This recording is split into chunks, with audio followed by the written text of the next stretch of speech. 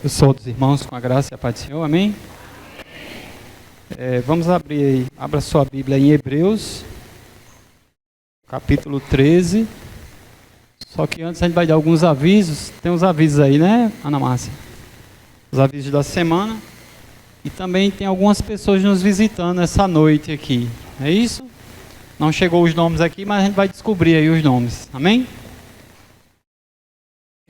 18 e 19 de novembro vai estar acontecendo o 26º aniversário da igreja, certo? Tem o culto às 19 e vai ter o batismo na parte da tarde, assim? Ok? Então estão todos convidados. A rede de casais também vai ser dia 11, que é no sábado, às 19h30. Também estão todos convidados. Flávio e Dona Keila vai estar aqui ministrando, tá certo? Lembrando que deu início, né, todas as quartas, 15 horas, Tarde com Deus, que é o círculo de oração que está promovendo, a direção da irmã Ione e a Ilza, isso. E é isso, aí terça-feira tem colina de oração, quarta eu já acabei de falar, quinta, o encontro dos PGs, na sexta vai ter o congresso regional, né, da Igreja de Cristo no Brasil, lá em João Câmara. Sábado, conselho também continua, a rede que eu já falei. Domingo, o culto e a escola bíblica. Na escola bíblica às 17 e o culto às 18h15. Amém? E vamos lá, quem está nos visitando aí acho que aqui é o pai de Ivano, né? É isso? Ele esteve aqui acho que ontem, sábado, não foi? Ivo. Seu Ivo, olha, é tudo no I, né? Tá certo. Ivo, Ivano, Ivan. Quem mais? Tem um rapaz ali também que acho que é convidado de Gonçalves, né? Vixe, é irmão de Paulo, ó. Rapaz, olha aí. Caba bom, né? Como é o nome dele? Pierre. Só tem artista aí, viu? Primeiro. E também Elisângela é de casa, né? Elisângela já é de casa. Aí tem ali o filho de Josenildo e a sua digníssima namorada ali, né? Como é o nome dela? Beatriz, é Bia, mais uma Bia aí. Beatriz, deixa eu ver quem mais aqui. Gideão. Quem mais? Acho que só a gente. Ajuda aí. Acho que só, né? Como é que a igreja diz aos irmãos?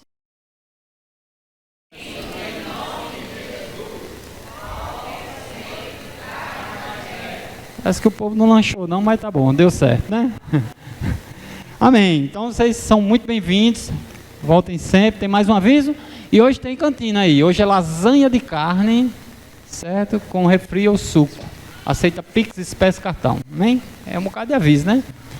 Mas vamos agora para o texto, gente. Hebreus 13, versículo 16. Diz assim, ó. Deixa eu até ver nessa outra tradução aqui, que eu achei bem interessante. Hebreus 13, 16. Não se esqueçam de fazer o bem e de repartir com os outros o que vocês têm, pois de tais sacrifícios Deus se agrada. Amém? Então aí Hebreus começa falando, Senhor... Jussara vai ter um aviso daqui a pouco, depois da ofertório, tá, Jussara? E depois a irmã Cristina. E, como eu estava dizendo, Hebreus ele começa falando sobre alguns deveres sociais, e esse dever que aparentemente ser social também é um dever espiritual, que eu e você temos na casa do Senhor, e você vai estar com essa rica oportunidade de ofertar e dizimar nesse momento, enquanto os meninos louvam. E logo depois, nossa amiga querida Jussara e Cristina, amém?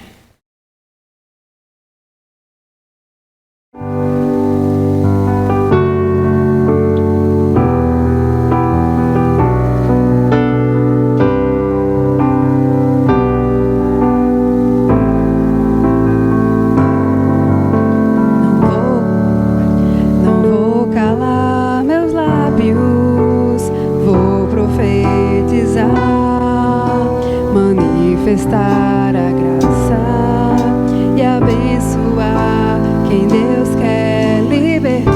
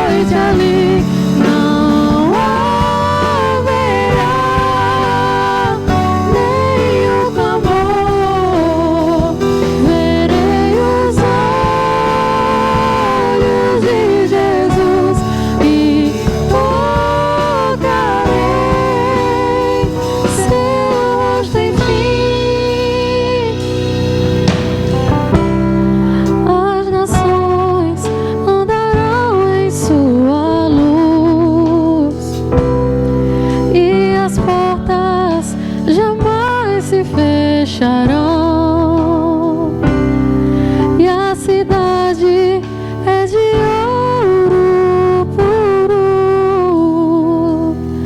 de jaspe é o seu muro, além do rio azul.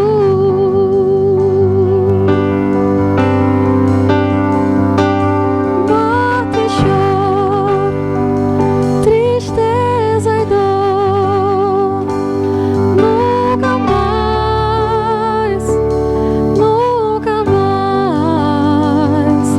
Morte e choro, tristeza e dor, nunca mais, nunca mais.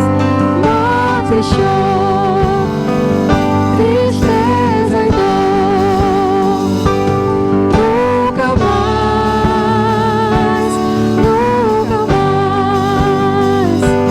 Morte e choro, tristeza e dor, nunca mais, nunca mais. Não haverá mais noite ali, não haverá nem o clamor. Verei os olhos de Jesus e tocarei seu corpo, enfim.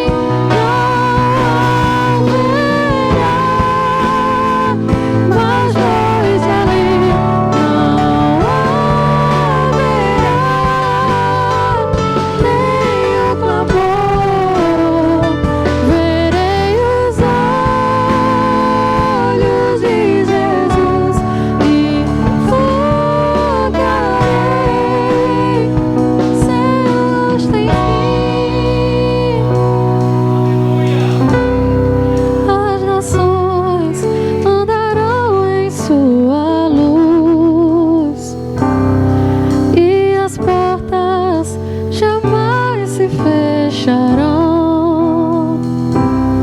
e a cidade é de ouro puro, de jaspe é o seu muro, além do rio azul.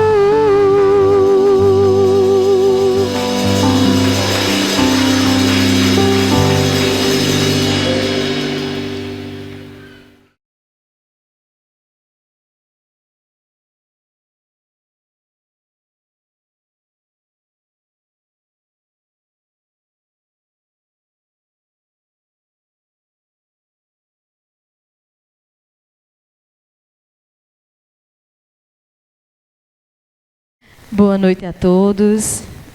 Bem rapidinho, eu vim falar para vocês sobre o projeto Cactus, né? Esse ano, para finalizar o ano 2023, para a honra e glória do Senhor, nós estaremos realizando o jantar de Natal, né? A primeira edição do jantar de Natal do projeto Cactus. Ele vai acontecer aqui na cidade de Natal, lá no bairro do Planalto, mais precisamente no Leningrado. Nós estaremos oferecendo uma ceia de Natal para pessoas mais carentes. E nessa oportunidade, evangelizando e levando para essas pessoas o verdadeiro significado do Natal. A nossa meta é até nós atendermos até 1000 pessoas, né? Nós vamos levar essas pessoas a sentarem à mesa e participarem de uma ceia de Natal. A gente não vai distribuir as quentinhas e tudo mais. A gente vai fazer uma ceia de Natal. E aí até essas 1000 pessoas, incluindo também as pessoas que estarão trabalhando, né? E para realizar isso, nós precisamos de pessoas para servir, né? Nós precisamos de voluntários, pessoas para ir lá, dar o seu melhor e servir a comunidade. O link de inscrição já está na página, né, no Instagram do Projeto Cactus. Quem desejar, o valor da inscrição é apenas R$ 35, né, para quem vai estar servindo, trabalhando. E, além disso, nós vamos realizar um momento à tarde com as crianças, né? Vamos também estar ministrando para essas crianças e entregando lancheirinhas. Então, se você não puder ir ser um voluntário, se você não puder ir servir, mas se você deseja doar e contribuir para que esse evento ele aconteça, nós também estamos recebendo itens para essas lancheirinhas, algum valor, a inscrição de alguma pessoa que desejaria servir, mas que realmente não tem nem o valor da inscrição, então você pode ser um doador também nesse sentido. Desde já, deixamos aí o nosso convite à igreja a estarem participando conosco desse jantar de Natal. Muito obrigada.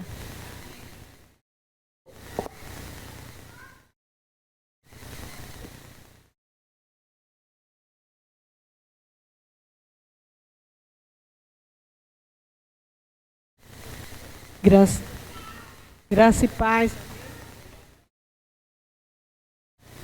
Está ouvindo? É o seguinte, eu estou aqui em nome de José Rodrigues, né? Ele está viajando e a gente queria saber, assim, se a igreja, quinta-feira, estará aqui para juntos celebrarmos os 60 anos de José Rodrigues, certo? Então, assim, eu ficaria grata se toda a igreja estivesse. E por isso, nós queremos, assim, ter mais ou menos uma ideia de quantas pessoas irão estar aqui, para que a gente possa se preparar, né, para receber vocês. Amém? Então, todos estão convidados. Mesmo aqueles que não estão aqui, se estiverem ouvindo agora, estão convidados para estarem aqui quinta-feira, às 17h30. Eu ouvi? Não, às 19h30. Eu ouvi a Ávila falar sobre os PGs, né? Aí a gente deixa o PG para outra semana, tá bom, gente? Então, eu chamo agora as crianças para que a gente possa orar.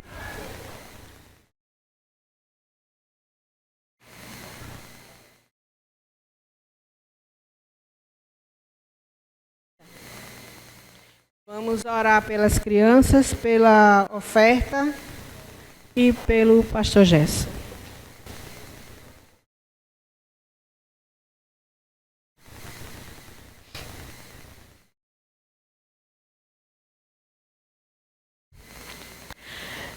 Oremos ao Senhor. Senhor, nosso Deus, nosso Pai, nós queremos neste momento, Senhor, colocar as crianças, Deus, em Tuas mãos, te pedindo ao Senhor que o Senhor venha capacitar, Pai, e dar entendimento e sabedoria aos pais para conduzi-los para a Tua casa, para o caminho correto, Senhor. Que eles estejam sempre, Pai, guardados pela Tua mão santa e poderosa. Amém. Pode ir. Graças a paz, irmãos. Quem está alegre, diga amém. Quem está triste, diga também. Peguei vocês aí. Irmãos, nós vamos começar hoje uma série de mensagens. Queria que a menina colocasse aí, por favor. Vamos começar hoje com o desafio da evangelização. Alguns assuntos que foram falados na EBD hoje, nós vamos falar aqui. Não sei se ela já encontrou aí. Está no Comunica. Mas enquanto ela não coloca aí, eu queria falar sobre a enquete que o pastor Josanildo colocou na WhatsApp da igreja, perguntando sobre o nosso culto natal, sábado, domingo ou terça. Mas apenas 25 pessoas responderam, 21 no sábado e 4 no domingo. Então, desse jeito aqui, nós vamos definir domingo, porque se for para vir só 20 e poucas pessoas, então a gente faz no domingo mesmo. Mas se vocês decidirem responder a enquete, a gente vai esperar essa semana ainda, porque ainda falta alguns dias, mas a gente precisa definir para se programar, porque o correto é o domingo, mas como o domingo é dia 24, as pessoas jantam em casa e tal, mas o culto começando no domingo às 5 da tarde, também não fica tão tarde para você fazer o seu jantar na sua casa, porque as nossas mulheres começam a cozinhar de manhã, bota aquele pernil para assar, aquele negócio todo. Eu sei como é, né? Vai pro fogão, às vezes manda para a padaria assar um negócio. E cadê menina? Cadê o negócio que eu pedi? Ana Márcia. Aí tem outra coisa aqui, enquanto ela... Estou ganhando tempo aqui. O irmão Cefas, cadê Cefas? Ah, está aqui, eu olhando lá para trás. Ele comprou, vocês se lembram que ele falou que tinha comprado um sax? Está faltando R$900 desde o dia que ele falou, e ninguém contribuiu com nada, inclusive eu. Ah, sim, agora entendi. Foi pago 900, falta 1.100, então é 2.000. E nós queremos pedir aos irmãos que façam uma colaboraçãozinha aí para pagar esse. Eu queria, já a partir de hoje, reservar aqui uma cestinha, quem puder pegar depois, um diácono, uma cestinha para colocar aqui. Depois do culto, você sai do seu lugar e vem colocar aqui a sua oferta. E vamos tirar hoje, no próximo domingo, nós queremos completar esses R$1.100 para que ele não pague do bolso dele, tá certo? Ele já pagou do bolso dele? Não? É do saldo da escola, né? Chegou? Chegou. Então, nesse mês nós estamos com o tema, acolhendo mais um, até que sejamos um, que é o tema anual, pode passar. E o tema de novembro são reflexões sobre os desafios da igreja na atualidade. Então, a primeira pregação que é hoje é o desafio da evangelização, pode passar. Próximo domingo, dia 12, o desafio da unidade na comunhão, será Ávila Ribeiro. Dia 18, que é sábado, o desafio do nominalismo. Nominalismo quer dizer cristão nominal. Às vezes tem alguns cristãos que são nominais, só de nome. No domingo, o desafio da constância na oração. Porque Jesus Cristo vai voltar quarta-feira. Concorda? Ou não? Mas se a gente soubesse, terça-feira a oração aqui não cabia, gente, tá certo? 26/11, o último domingo, capacitação, o desafio para capacitação para o ministério, aquilo que eu estava falando com o Dark há pouco tempo. A gente precisa capacitar mais, nós temos o Instituto Bíblico aí, que nós precisamos saber responder a razão da nossa fé. Muitas vezes você diz, eu não sei não, mas eu vou perguntar ao pastor e vou lhe dizer, mas é bom que você saiba, é bom que cada um saiba, porque quando você vai ler o capítulo 4 de Efésios, a partir do 11, você pode ler, para você ter essa dúvida. Lá fala sobre os dons ministeriais de Cristo. Que Cristo deu uns para apóstolos, profetas, evangelistas, pastores e mestres e tal. E quando chega lá no final, ele diz para o aperfeiçoamento dos santos. Mas ele diz que até que todos cheguemos à unidade de quê? Do varão perfeito.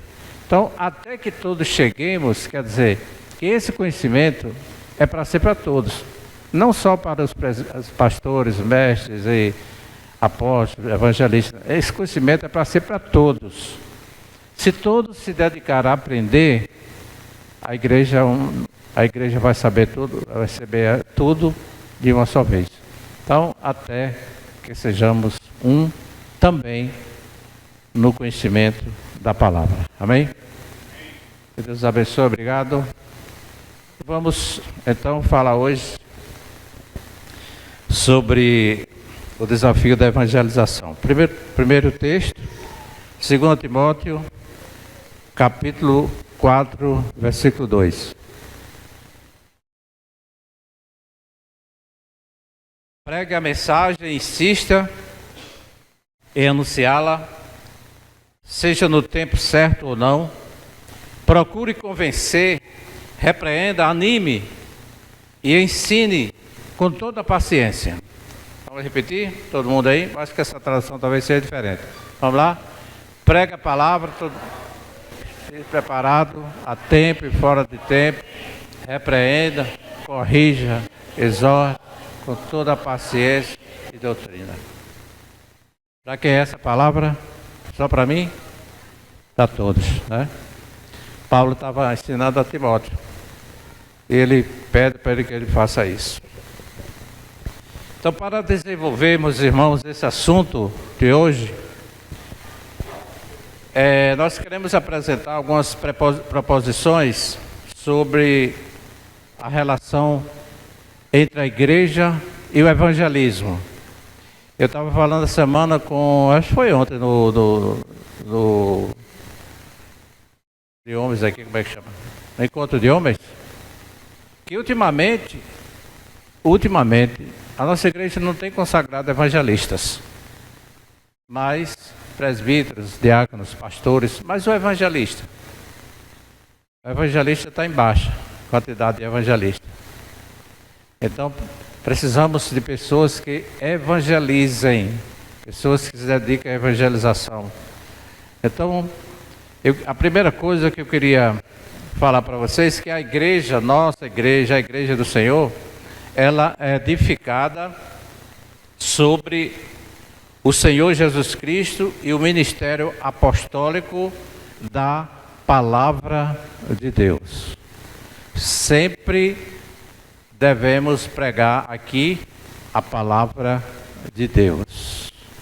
Às vezes tem pregadores que leem um texto e falam tudo sobre outras coisas, menos sobre o que a Bíblia está dizendo.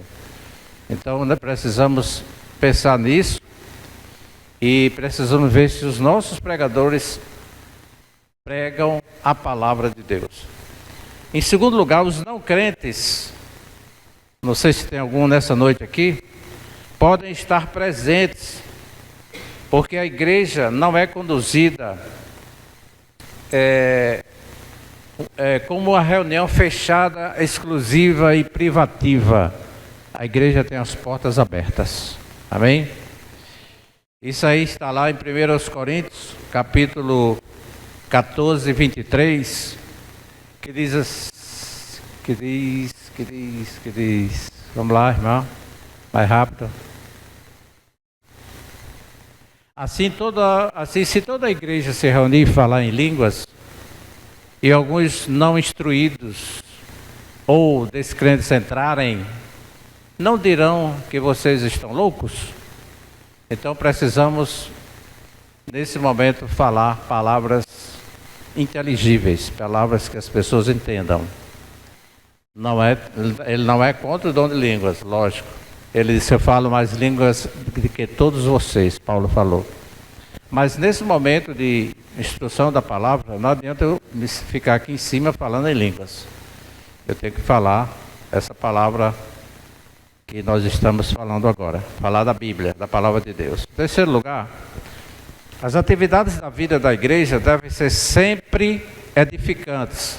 O versículo 26 também, do versículo 14, você está aí no 26, portanto, que diremos, irmãos, quando vocês se reúnem, cada um de vocês tem um salmo, ou uma palavra de instrução, ou uma revelação, ou uma palavra em língua, ou interpretação, mas tudo seja feito para a edificação da igreja. Então, se alguém fala em língua, se ela se levanta e fala língua, outro tem que interpretar, porque a igreja precisa ser edificada.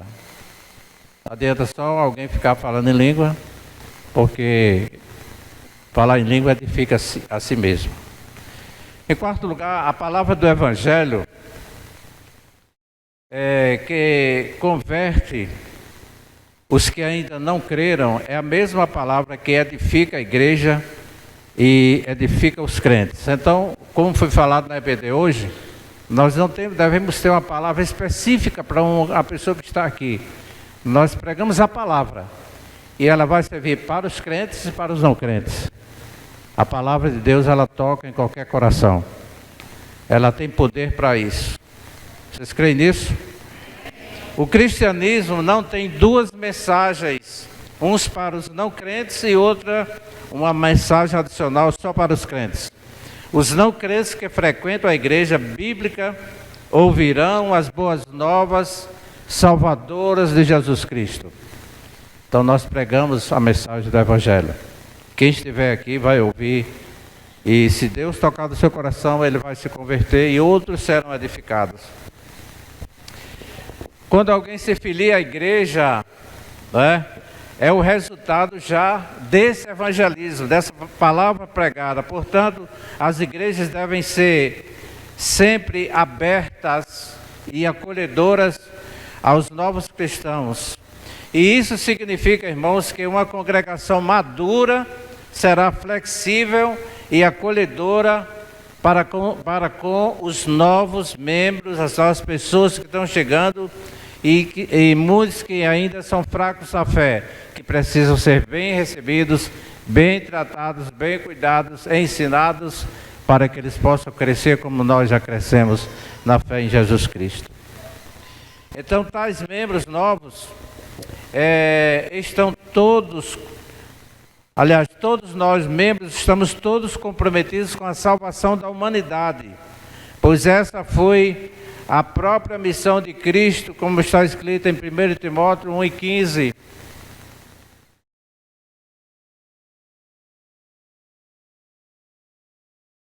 Esta afirmação é fiel e digna de toda aceitação. Cristo veio ao mundo para quê? Salvar os pecadores, dos quais eu sou o principal.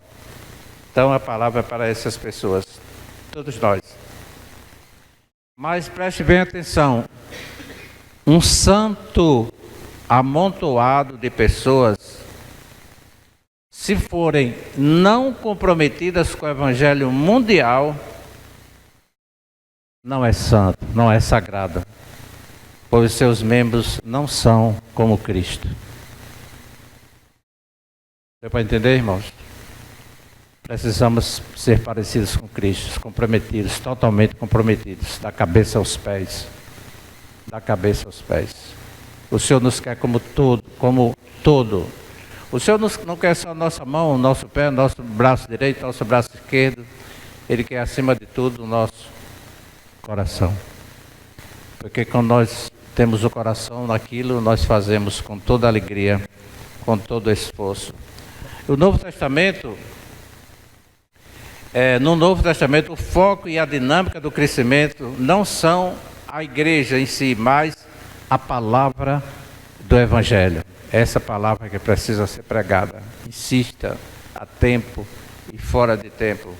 É pela forma como a palavra é ensinada e explicada que as pessoas são salvas e a igreja cresce espiritual e numericamente, porque a palavra está sendo explicada. É pela forma como as igrejas crescem à semelhança de Cristo, que os membros estarão olhando para fora, isto é, para a salvação dos outros, abertos a novos cristãos que vão chegando e dando boas-vindas aos não cristãos que ainda estão conosco. Amém? Nós precisamos entender isso, essa introdução dessa palavra que eu queria trazer nessa noite. E o primeiro ponto é por que pregar o Evangelho. Em primeiro lugar, depois você vê 2 Timóteo 3, 1 e 2, Porque nos últimos dias haverá tempos difíceis. Essa é a primeira razão porque nós devemos pregar o Evangelho. Em segundo lugar, porque o que caracteriza, é a pergunta, o que é que caracteriza esses tempos difíceis? Os homens serão o quê? Avarentos, presunçosos, arrogantes, blasfemos, desobedientes aos pais, ingratos e ímpios mais. Sem amor pela família, irreconciliáveis, caluniadores, sem domínio próprio, cruéis, inimigos do bem, traidores, precipitados, soberbos, mais amantes dos prazeres do que amigos de Deus, tendo a aparência de piedade, mas negando o seu poder. Afastem-se deles. Então são os tempos difíceis que o apóstolo Paulo está falando para nós nessa noite. E dentro desse texto, dos versículos 1 e 2, de 2 Timóteo capítulo 3, muitos serão egoístas, pensando só em si mesmo, avarentos, mão fechada. Não dá um pão a um doido. Orgulhosos, xingadores. Não se meta a ser youtuber porque você vai ser xingado, tá certo?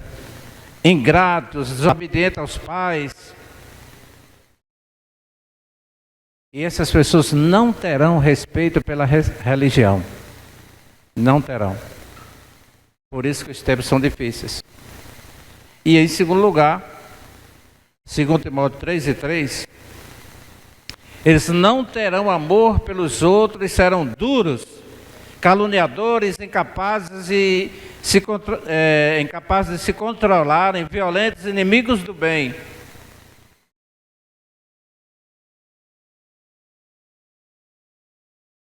E em terceiro lugar, 2 Timóteo 3, 4 e 5, nós já lemos, mas vou ler de novo.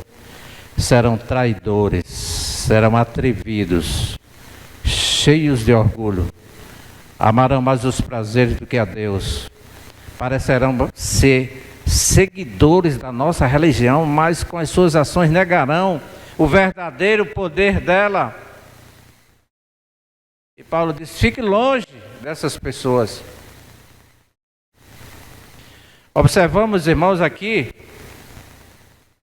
que cada vez mais se tem conhecimento de novas formas de maldade e perversão no mundo afora.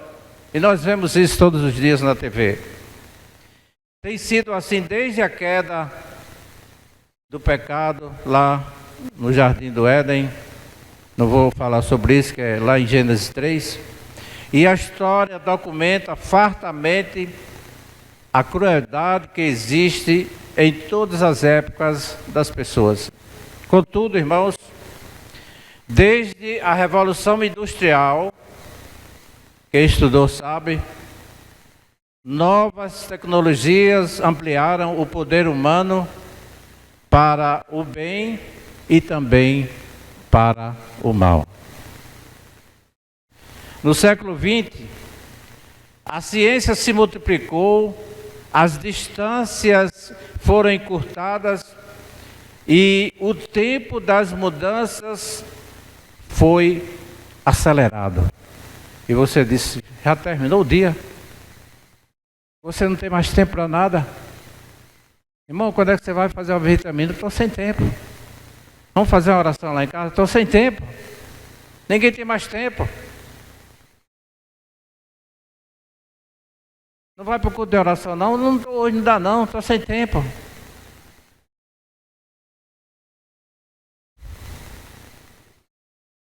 Nesse contexto, a humanidade tem hoje uma abundância, em abundância, os meios de sua autodestruição. As pessoas estão se destruindo a si mesmas. Com tantas mortes, com tantos assassinatos, o Brasil se mata mais do que numa guerra. A gente vê nessa guerra aí, se morreu 10 mil pessoas, No Brasil parece que são 50, 60 mil por ano, sem guerra. E tem guerra. A gente não considera guerra, mas é uma guerra. Onde está Deus? No coração dessas pessoas. E Paulo, em primeiro lugar, Paulo quer dar alguns conselhos, versículo 2, que ele já leu, 3 e 2.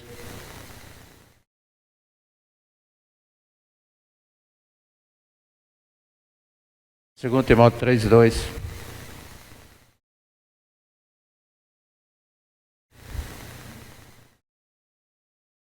Ele diz que os homens serão o quê, irmãos? Egoístas. Observemos, meus queridos irmãos, que na raiz desses males que estão aí, está a pecaminosidade humana e chama-se essa pecaminosidade universal. E ela está radicada no íntimo das pessoas, porque Jesus disse, olha, não é o que você come que vai contaminar você, mas o que você diz, você fala, isso contamina, porque esse pecado está dentro da raiz do ser humano. Você não destila favas de mel, mas sim veneno. Porque muitas vezes a gente quer ver o circo pegar fogo, né? A gente quer ver. A gente quer ver isso. Tem hora que a gente quer ver o circo pegar fogo. Em Mateus 24 e 12, Jesus disse que a maldade se multiplicaria e isso levaria a um esfriamento de quê? O amor de muitos esfriará. Tu me amas? Tu me amas? Tu me amas? Eu gosto do Senhor, né? Eu gosto.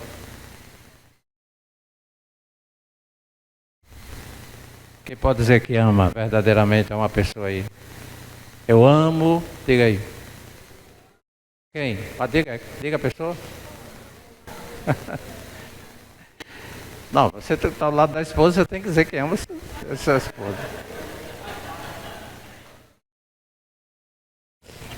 Hoje, irmãos, muito se faz propaganda sobre a possibilidade de se fazer, veja bem, fazer o que quer, quando quiser e como quiser. Eu faço o que eu quero, quando eu quero e como eu quero. E não se meta na minha vida. E o desejo individual passa a ocupar o lugar de Deus. Capítulo 4, versículo 3 e 4.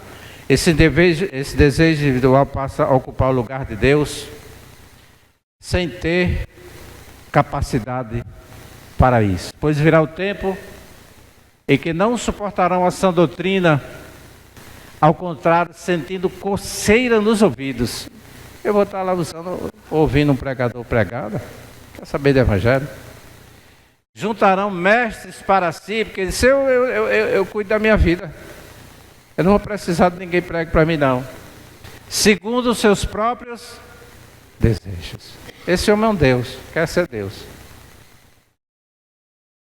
Só Deus precisa ter os seus desejos atendidos. Amém? E como resultado, multiplicam-se as vidas vazias e sem graça, que apelam para maldades cada vez maiores, com mais egoísmo, mais violência, mais lascívia, depravação e mais oposição a Deus, porque o homem vai se distanciando de Deus. São tempos difíceis que Paulo fala para Timóteo. No versículo 3, voltando ao capítulo 3, versículo 3, capítulo 3, Paulo diz: fique longe dessa gente. Olhe para mim. Paulo diz, fique longe dessa gente. Quem deseja Deus, se afasta do pecado ou vai para cima, ou se afasta ou vai para o pecado? Quem deseja Deus, se afasta do pecado e dos que dirigem sua vida segundo os seus próprios interesses. Se o seu companheiro diz, olha, minha vida pertence a mim mesmo, então se afasta. Não ande muito com esse seu amigo, não. Acho que eu não vou aguentar o calor. Acho que eu não vou. Pode desculpar, mas eu vou tirar o paletó.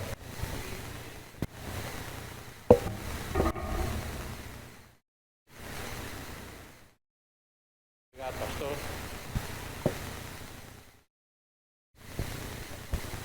E outros. Queremos observar essas. Eu estava onde em autodestruição. Segundo os avisos e conselhos de Paulo, começa no versículo 2. Voltando ao 2 aí. Observemos, amados irmãos, que. Não, eu me atrapalhei. Eu estou no versículo 3. Então, quem deseja Deus se afasta do pecado. É isso que eu estava falando. E aqui, Paulo está fazendo uma forte advertência a Timóteo, dizendo, fique longe dessa gente. Ele mostra a gravidade dessa falta e o perigo de se negligenciar a vida espiritual. Como é que a gente melhora a nossa vida espiritual, irmãos? 3 coisas. A gente viu ontem com os homens.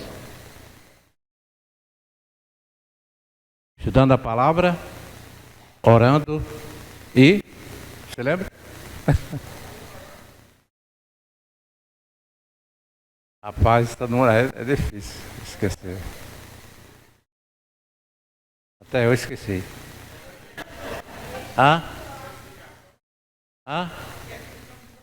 E edificando uns aos outros, não é isso? Então, a gente cresce quando a gente faz essas 3 coisas. Então, o perigo, irmãos, é que a gente não pode andar com essas pessoas. E nós que somos peregrinos cristãos, quem se considera um cristão peregrino? O que é um peregrino? Aquele que está indo. Nós estamos indo, não é? Nós estamos indo. Eles se vão e façam discípulos. Então nós estamos indo. E o texto quer dizer, enquanto vocês vão, façam discípulos. Eu queria que vocês prestassem atenção, porque é uma coisa que eu quero que vocês pratiquem isso aí, tá certo? Que todos nós pratiquemos isso aí. Então, o cristão peregrino não desiste da carreira que Deus propôs para ele. A nossa carreira está proposta para nós. Hebreus 12, 1 e 2. A carreira está proposta.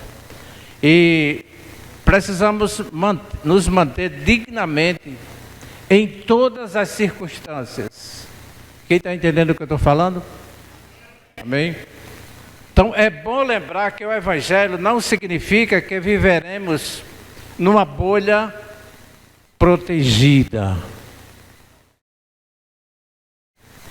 Você vai ter problemas, você vai adoecer, alguém vai te trair, vai ter várias coisas, tá certo? Mas nós somos convocados a estar alertas, a nos conduzir de forma piedosa, santa e confiantemente. Paulo falava a um homem chamado Timóteo, que era o seu filho na fé. Nós que estamos querendo falar para vocês nessa noite como filhos na fé também, aqui na Igreja de Cristo. E Paulo diz, versículo 11 e 12, do capítulo 3, 11 e 12 do capítulo 3, que todos que querem viver a vida cristã serão perseguidos. Alguém está sendo perseguido porque é cristão aqui? Você?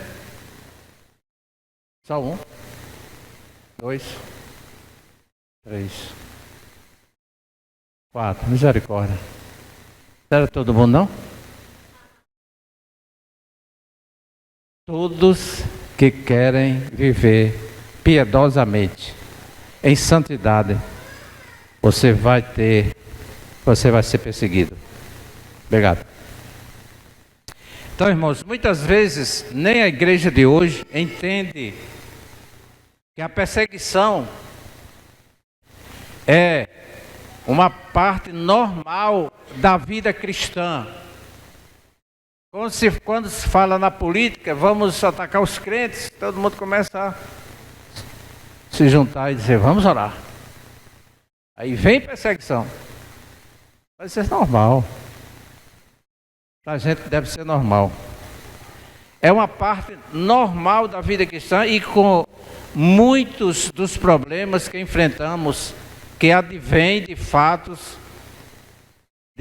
se seguirmos a Jesus Cristo. Já que o inimigo das nossas almas nos odeia e faz oposição sempre que puder. Você tem enfrentado esse inimigo? Alguém tem enfrentado esse inimigo? Ou você não está sendo incomodado pelo diabo? Estou sendo bem sincero, irmão.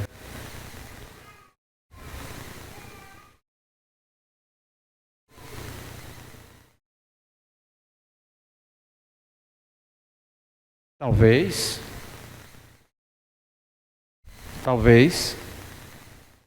o negócio está melhorando.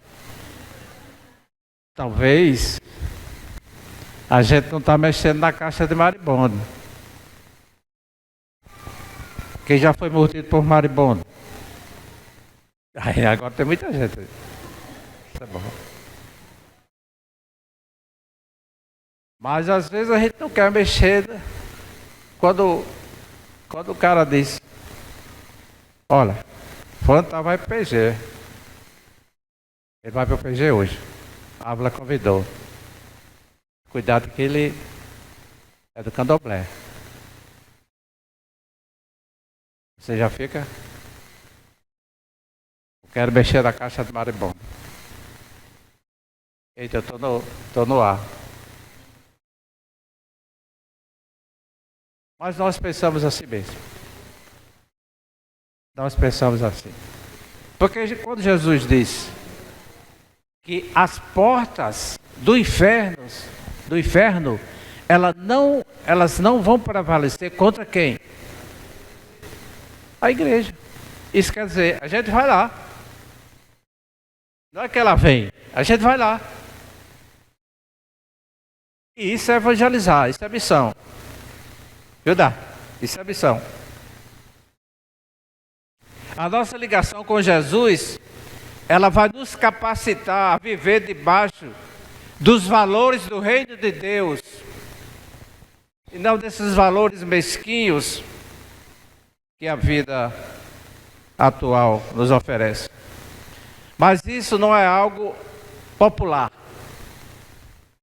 Você ser um cristão numa repartição pública não é popular, nem muito bem recebido, pois a prática do amor e da justiça que você vai realizar nesse ambiente questiona essa prática, questiona os valores e as condutas deste mundo. E você não pode se igualar. Não vos conformeis com este mundo.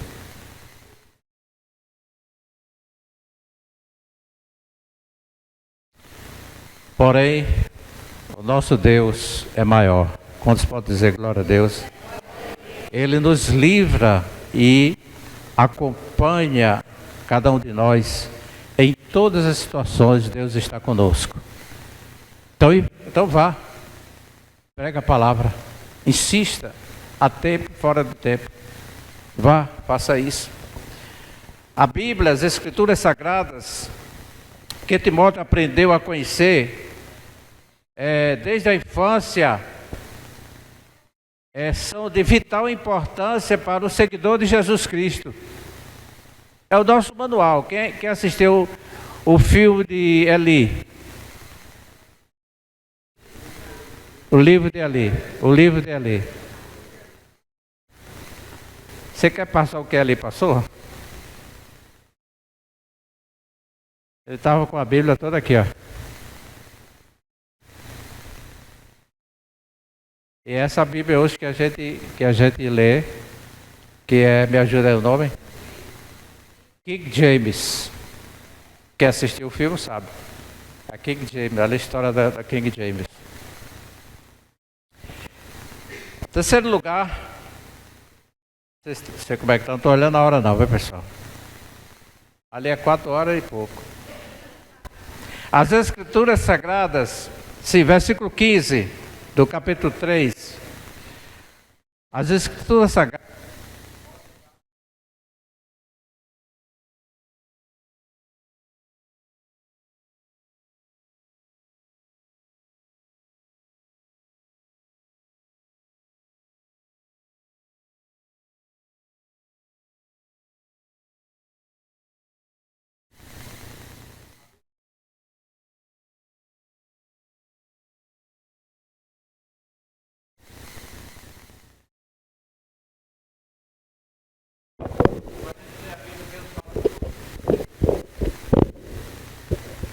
Obrigado.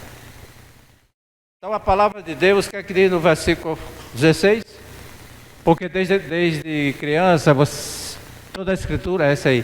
Toda a escritura é inspirada por Deus e útil para o ensino, para a repreensão, para a correção e para a instrução na justiça. Está tudo aí. O que é que você ainda quer? Leia a Bíblia. Leia a Bíblia. Paulo relembra a Timóteo o valor da sua formação na verdade das Escrituras. Ele foi instruído pela sua mãe e pela sua avó. Atenção, você instrua os seus filhos, mamãe, vovó, instrua os seus filhos na palavra. Timóteo foi instruído na palavra pela mãe e pela avó. Se você não fizer isso, mais na frente vai dizer, mamãe nunca falou disso. Vovó nunca me falou disso. Papai nunca me falou disso. Porque sempre vai ter alguém para dizer isso. Aqui vemos a importância da educação bíblica familiar, instruindo a todos no caráter cristão, pois sobre o sentido da vida, não podemos errar o caminho que a Bíblia nos dá sentido. Não podemos errar esse caminho, porque só existe um caminho. Só existe uma verdade. Só existe uma o quê? Caminho, verdade e vida. Quem é tudo isso? Jesus. Glória a Deus. A palavra de Deus nos dá essa sabedoria para todos aqueles que buscam a Deus de coração. Ela é profundamente abençoadora, forte, eficaz, para nos ensinar e para nos preservar como cristãos. Nós somos encorajados aqui a perseverar na aprendizagem das Escrituras. E não somente na escola, na faculdade, mas paralelamente das Escrituras, e principalmente das Escrituras, das que foram dadas e inspiradas por Deus, conforme o texto, aos homens, para que soubéssemos como viver, pois temos nela, na palavra de Deus, a nossa regra de fé. Tá, mas vamos cor aí. A nossa regra de glória a Deus. Os escritos bíblicos constituem o dom maravilhoso de Deus, o que Deus entregou à humanidade. É o registro dos encontros de homens, de mulheres, com a sua bondade, com a bondade de Deus, a sua misericórdia, a sua sabedoria, a sua justiça. Você já se encontrou com isso? Ou não? Pode dizer sim? Amém. A palavra de Deus é o meio, pela excelência, para conhecermos a Cristo e a sua manifestação na terra, quando Ele veio como homem e viveu entre nós. É um livro de sabedoria que nos torna sábios, procede de Deus, do Deus justo. A Bíblia nos instrui para a justiça entre os homens, para obtermos a justificação perante Deus em Cristo Jesus, nosso Senhor. É uma coisa que a gente não pode desprezar. Você pode ser um doutor em que for, mas não despreze a Bíblia. Não despreze a Bíblia. Assim, irmãos, a Bíblia nos capacita a agirmos com integridade, como testemunha entre os homens.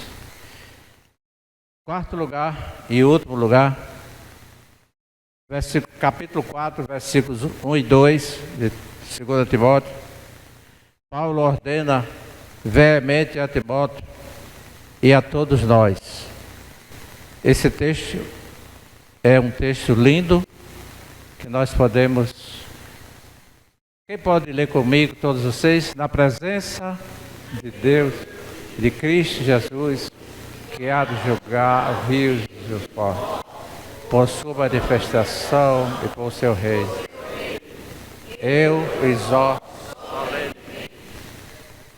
Aí Paulo diz: eu vou exortar vocês, a você, Paulo, ou Timóteo, solenemente.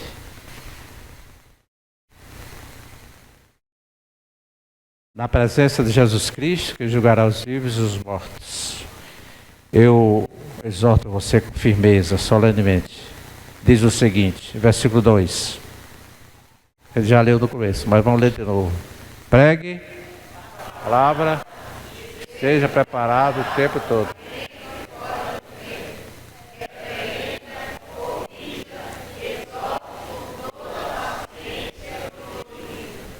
Mas ele diz por quê? Passa aí, continue. Por quê?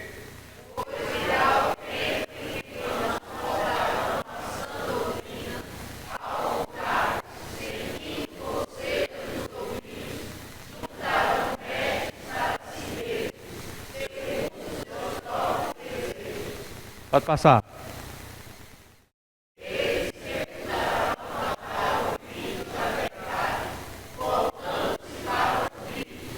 Pode passar.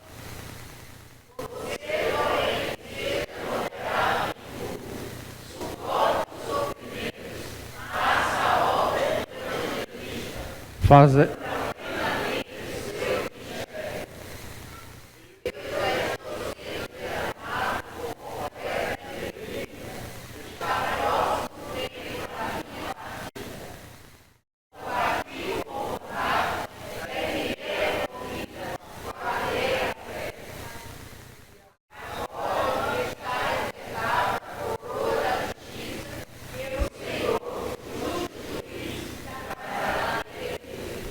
Amém.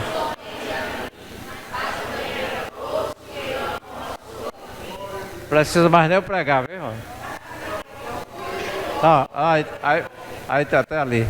Precisa mais nem eu pregar.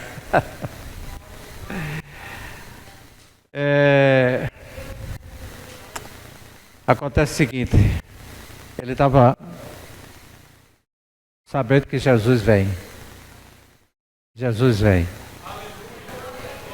Tudo isso porque Jesus vem. Jesus vem. Eu me identifiquei. Acho que eu estou vivendo isso aí já. Já estou quase indo para a glória. Eu me identifiquei muito com esses textos. Estou sendo bem sincero para vocês. Já todos os meus últimos dias. Então, Jesus vem. E aquele que foi morto pelos nossos pecados, Ele ressuscitou, está sentado à direita do Pai, de onde virá para resgatar dos salvos, para resgate dos salvos e o juízo dos desobedientes. Isso não pode ser ignorado por nós. Aleluia.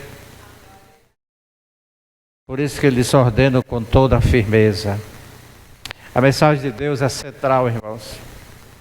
Em um mundo confuso, sem valores, sem princípios eternos e que caminha para o juízo final. São os conselhos de um pai espiritual que está perto de morrer, cuja vida tem estado a serviço de Jesus e da sua palavra.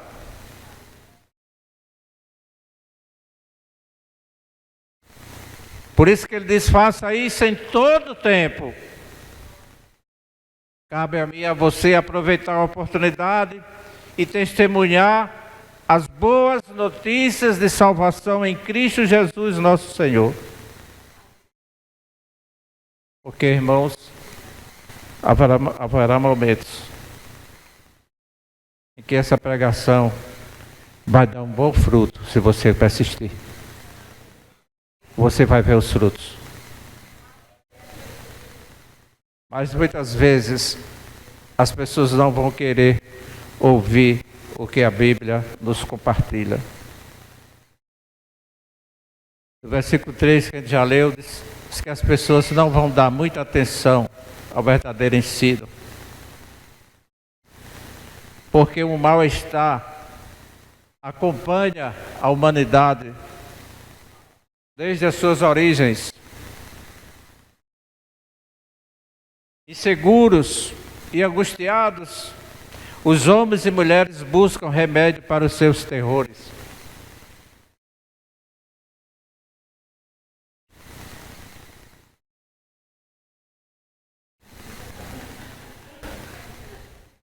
Esse é para dormir. Maracujá. Desde que nasceram esses homens, desde que desse modo nascem, aliás, as suas crenças, as suas superstições e explicações para os mistérios da vida e da morte. E há muitas filosofias. O mercado de ideias e de religiões oferece inúmeras respostas às aflições humanas, até mesmo a negação de que haja um Deus. É nesse contexto que nós vivemos, que a igreja hoje vive. É um desafio para mim e para você. Em nosso íntimo sentimos, imaginamos, pensamos e decidimos coisas. Por que não colocar diante de Deus em oração? Por que não apresentar a Deus? Por que decidir sozinho? Por que achar que você é autônomo? Nós somos dependentes de Deus. Dependemos totalmente do Senhor. E aqui, irmãos, que entra a diferença entre quem se alinha às Escrituras Sagradas, aprende delas e toma decisões baseadas na palavra de Deus. É diferente. E aqueles que buscam outros ensinos. Essas pessoas, diz a Bíblia, arranjarão para si uma porção de mestres que vão dizer a elas o que elas querem ouvir. Alguém já consultou você? O que é que eu faço? O que é que eu faço? Isso. Aí você diz, rapaz, assim. Você diz, aí sai, vai fazer do jeito que ela está pensando. Ou então vai procurar outra pessoa que diga o que ela quer ouvir. É desse jeito. Então isso é uma forma de sedução e engano espiritual. São as representações da divindade que nós criamos como um ser apenas benevolente. Deus é bonzinho. Deus não vai fazer mal a mim. Ele não vai me levar para o inferno. Que inferno? Existe inferno?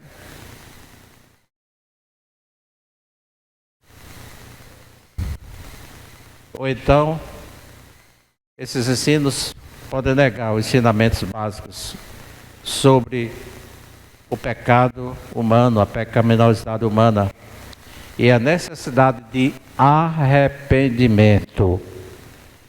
Não se achega a Deus sem se arrepender. Não queira entender que você não é perdido, que você está condenado à morte e precisa de salvação. Você precisa entender isso. Eu preciso me arrepender e dizer: Senhor, estou perdido. Eu preciso de um Salvador. Jesus é o meu Salvador e eu quero aceitar Jesus como meu Salvador. Os versículos 4 e 5 é de seja moderado. Capítulo 4, versículo 5. Seja moderado. Suporte o sofrimento. Mas esse sofrimento é para quem está na labuta, para quem é peregrino, para quem está indo. Você está em casa, deitado numa rede esperando a morte chegar, fica difícil. Ou então eu quero trabalhar para o meu Senhor, balançando uma rede. Quero trabalhar para o meu Senhor. Não dá.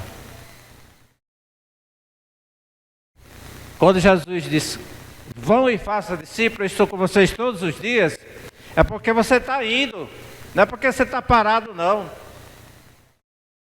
Não é estático, é o quê? O contrário de estático, me ajuda aí. Dinâmico. Você está indo.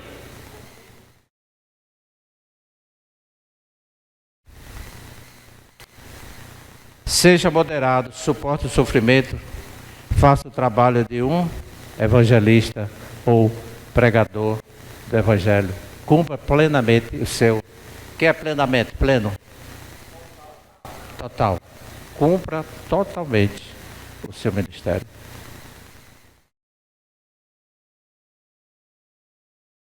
Olhe para trás. Quantas vidas você já ganhou para Cristo? Quantas pessoas, né, já tiveram suas vidas transformadas através do seu testemunho, da sua palavra? Olha para trás. Podemos usar moderação em tudo. Na verdade, se a diferença entre o remédio e o veneno é a dose, devemos dosar a nossa vida com moderação e com amor de Deus. Conclusão. Chegou a conclusão. Capítulo 4, 7 e 8.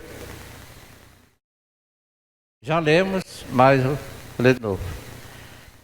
Temos aqui em Paulo, um belo exemplo de vida, moldada pela ação de Deus, vida articulada em todas as dimensões, em direção ao reino da glória de Deus. Em meio a incompreensões que ele passou, que nós passamos, de tantas lutas diárias para se manter fiel e cumprir a sua vocação, Paulo se apegou ao Senhor e dele recebeu a graça necessária. Combati o bom combate, terminei a carreira e guardei a fé. Versículo 8. Já lemos, mas vamos ler, estou concluindo. E agora está-me reservada a coroa da justiça. O justo juiz, o Senhor, dará naquele dia, e não somente a mim, mas a todos vocês que amam. Quem ama a vinda do Senhor? Terça-feira tem culto de oração. Podemos amar a vinda do Senhor atualmente? Atualmente isso é pouco pregado. E poucos estão à espera do Senhor. Porque se ele estivesse esperando, a gente não parava não, gente. A gente corria. Como se tivéssemos, nós estamos meio que parados, como se nós estivéssemos nos cansado de esperar, ou se nós tivéssemos perdido a esperança. Será que a gente perdeu a esperança? Mas a vida do Senhor é real. Você crê nisso? Está cada vez mais próxima e com ela tudo será endireitado. A terra se fará nova, o nosso coração também novo e também os nossos corpos serão transformados no corpo de Jesus Cristo. Por isso, eu volto ao primeiro texto. Pregue, vamos lá, primeiro texto. Vamos finalizar com esse primeiro texto, 3:2, 4:2, aliás, 4:2. Vamos ler comigo?